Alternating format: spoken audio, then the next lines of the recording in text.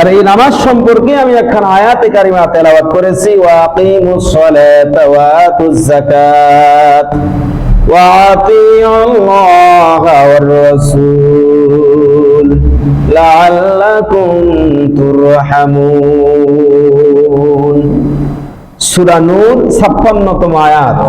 আল্লাহ পাক রব্বুল আলামিন বলেছেন, তোমরা নামাজ কায়েম করো এবং যাকাত প্রদান করো এবং রাসূলের আনুগত্য প্রকাশ করো। আল্লাহ পাক রব্বুল আলামিন তোমাদেরকে রহমত প্রাপ্ত করবেন। জোরে বলেন সুবহানাল্লাহ। এখানে চারটি কথা রয়েছে। এক হলো তোমরা নামাজ কায়েম করো, বলেন এক কি? দুই নাম্বার হলো যাকাত প্রদান করো, তিন নাম্বার হলো রাসূলের আনুগত্য করো।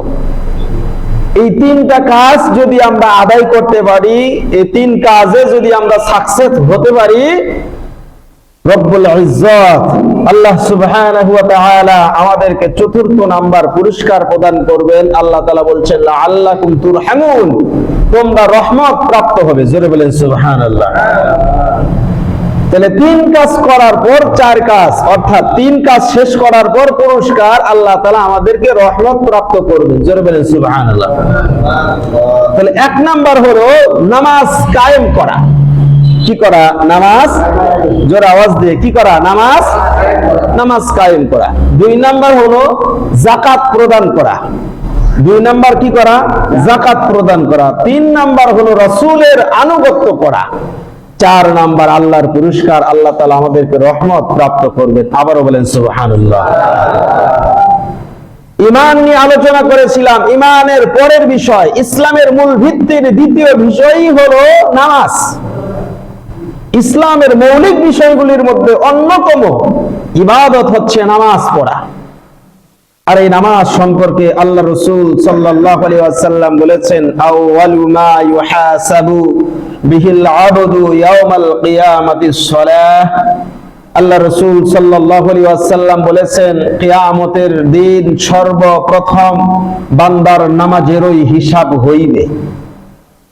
সর্বপ্রথম কিসের হিসাব হইবে? সর্বপ্রথম হবে নামাজের হিসাব। তাহলে সেই নামাজ সম্পর্কে আমাদের ভালোভাবে জানার বোঝার প্রয়োজন আছে না নাই? হযরত আবু হুরায়রা রাদিয়াল্লাহু তাআলা আনহু থেকে বর্ণিত, তিনি বলেন,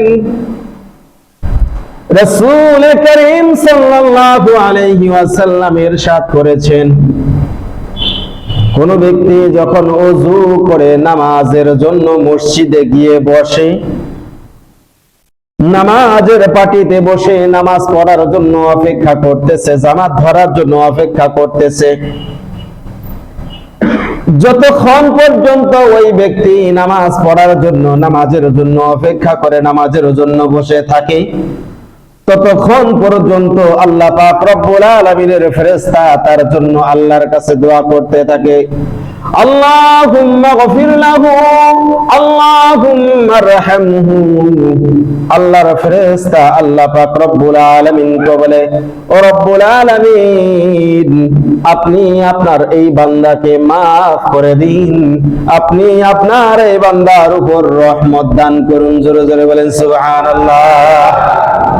হযরত আবু হুরায়রা রাদিয়াল্লাহু তাআলা তিনি বলেন, শুধু তাই নয়, ওই ব্যক্তি যখন নামাজ শেষ করার পর মসজিদে অবস্থান করে, নামাজ শেষ করার পর থাকেই, ওই নামাজ তাকে বাড়ি যাওয়ার জন্য তাড়া দেয় না, ওই নামাজ তাকে বাড়ি যাওয়ার জন্য, নামাজ তাকে বিরতি রাখে না, সে বাড়ি যাওয়ার জন্য তাড়াহুড়া করে না, যতক্ষণ পর্যন্ত সেই মসজিদের মধ্যে অবস্থান করে। আল্লাহর সাহাবী, আল্লাহর রাসূলের সাহাবী বলেন, ততক্ষণ যেন সে নামাজের মধ্যেই অবস্থান করলো। জোরে বলেন সুবহানাল্লাহ।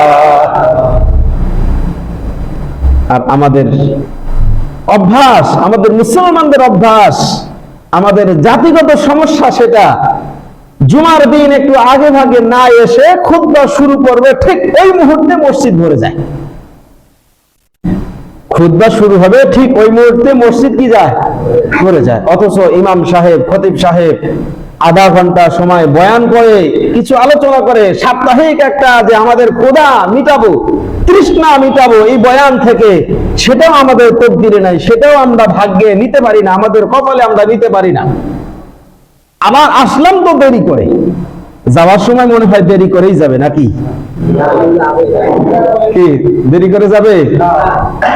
নামাজের পরে মুনাজাত হতে দেরি, তাড়াহুড়া করে কার আগে প্রতিযোগিতামূলক, কে কার আগে মসজিদ ত্যাগ করবে, মসজিদ থেকে বাহিরে যাবে, এটা যাওয়ার মতো রীতিমতো একটা দেখা যাচ্ছে